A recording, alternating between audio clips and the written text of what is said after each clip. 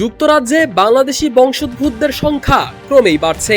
বিশেষ করে লন্ডনের টাওয়ার হ্যামলেটস, ক্যামডেন আর ইসলিংটনের মতো এলাকাগুলোতে জনসংখ্যা দ্রুত বাড়ার পূর্বাভাস দিচ্ছে সরকার। এই বৃদ্ধির পেছনে রয়েছে জন্মহার ও ইউকে থেকে অভিবাসনের প্রবণতা।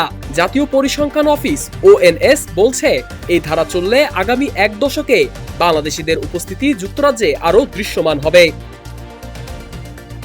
2022 সালের পরিসংখ্যানের ভিত্তিতে 2032 সাল নাগাদ শুধু টাওয়ার হ্যামলেটসেই জনসংখ্যা বাড়বে 20% বেশি। এখানে বসবাসকারী প্রতি 3 জনের একজনই বাংলাদেশি বংশোদ্ভূত। ইসলিংটন, ক্যামডেনেই বাড়ছে বাংলাদেশের জনসংখ্যা, যদিও হারটা তুলনামূলক কম।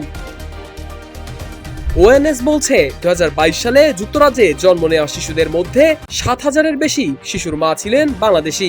বাংলাদেশি বংশোদ্ভূতদের সংখ্যা 2001 সালের তুলনায় দ্বিগুণেরও বেশি বেড়ে এখন 6,44,000-এর বেশি।